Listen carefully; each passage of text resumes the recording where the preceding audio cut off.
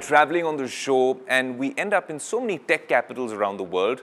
This time, we're almost lost in this massive facility in Greater Noida, and it belongs to Hire India. And I'm joined by the big boss at Hire India, Satish. What a pleasure to have you on Tech Today. Thank you. Thanks.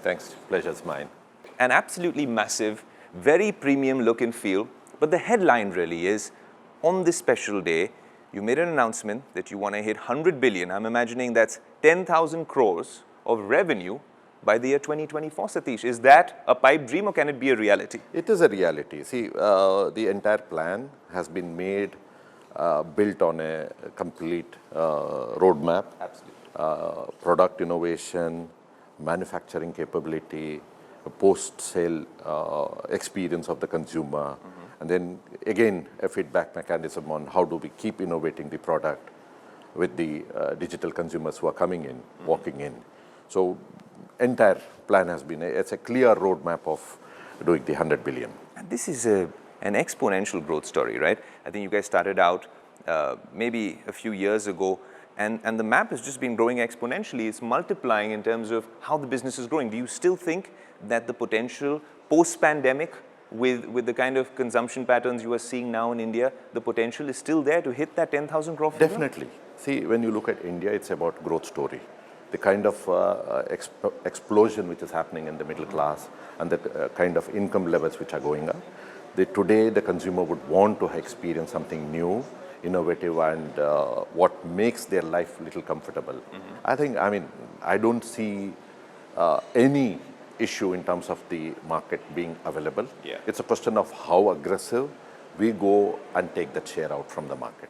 What's interesting is that we're talking about 2023, 2024, but the last 3 or 4 years have been quite a roller coaster.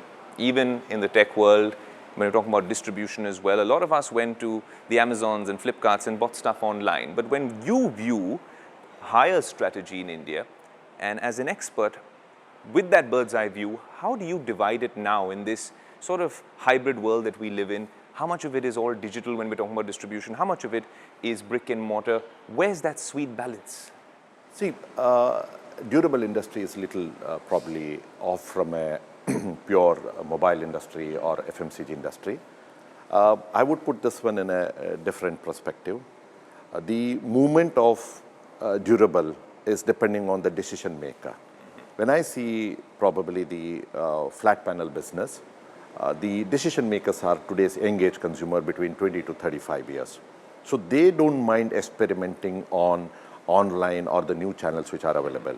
When you look at a refrigerator, today it's most of the things are decided by the lady of the house who decides and who uses the refrigerator. So they would still prefer to go touch and feel and experience the product. While look at the air conditioners, probably the man of the house decides the air conditioner which has come. So it's clearly divided. What we see is this one. And the second is, as I said, depending on the volumetric size of the product. So the movement is shifting. So as of now, when we look at in our portfolio, about 8% of our business comes from online. 92% of our business comes from brick and mortar currently. Interesting. And when we're talking about such a massive facility, I'm guessing this is several acres, and we're only seeing half of it today.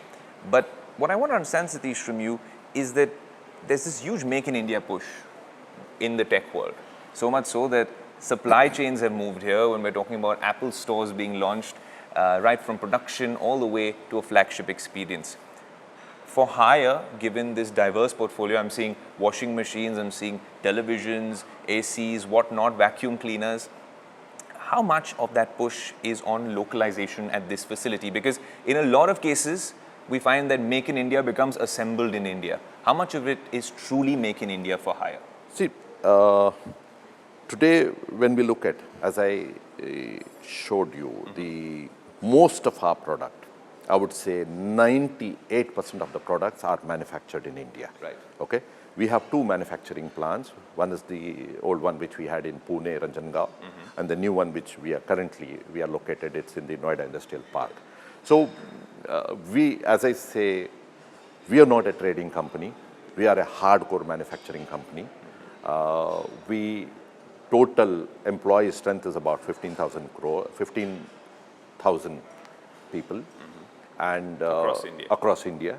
and completely the manufacturing, the R&D facilities are located in India. So that's how we are able to bring in much more innovative product and much more currentized product to the consumers. So there's absolutely, I mean, a lot of push on Make in India.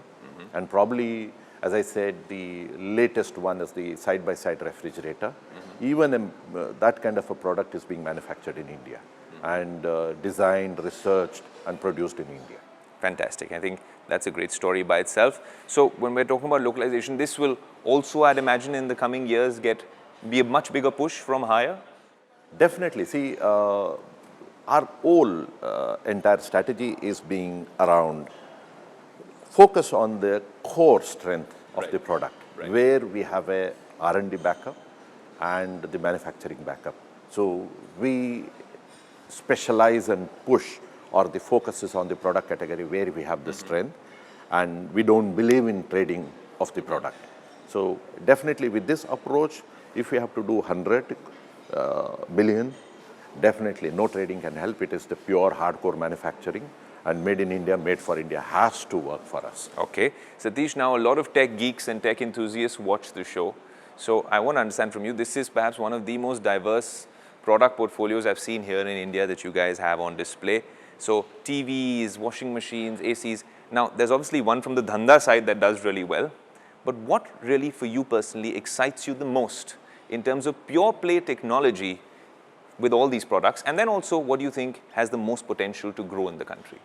See, tech perspective, the challenge is how do we connect the appliances and make consumers' life easy. See, most of the products which we have, every product category, we have the IoT-enabled product. But the challenge what we are facing today is most of the consumers, when they buy a IoT product, but the usage is not there. So we have a separate department which encourages, we reach the consumer and make them to use it, and we facilitate them and help them to get connected. Right. You know, it's a wonderful experience of making the consumer connected to his appliances and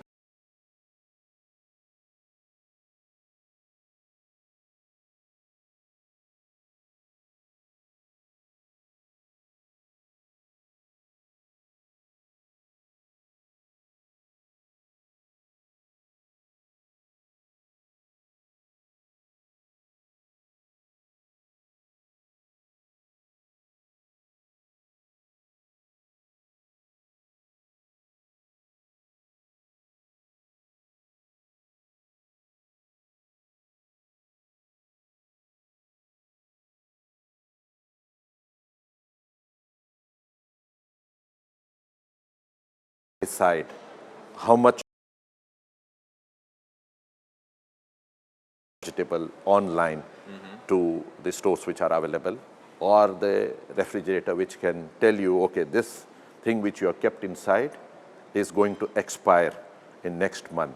I mean, that's the future which we are looking at, and very shortly. That's interesting that you say that, because you're talking about a connected ecosystem, a far more immersive experience.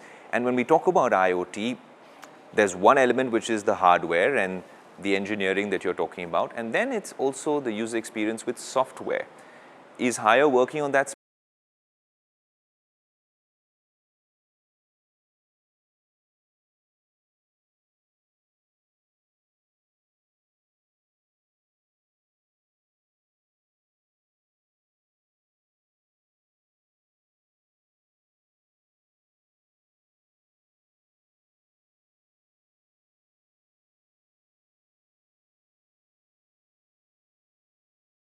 Side and the willingness from the consumer side. These are the only two limitations which can happen. Infrastructure-wise, I don't think so there will be a challenge. So operating system is in place for Haier? Absolutely. We do have our own apps which are there, and we do encourage consumer to use it. You know, the current situation is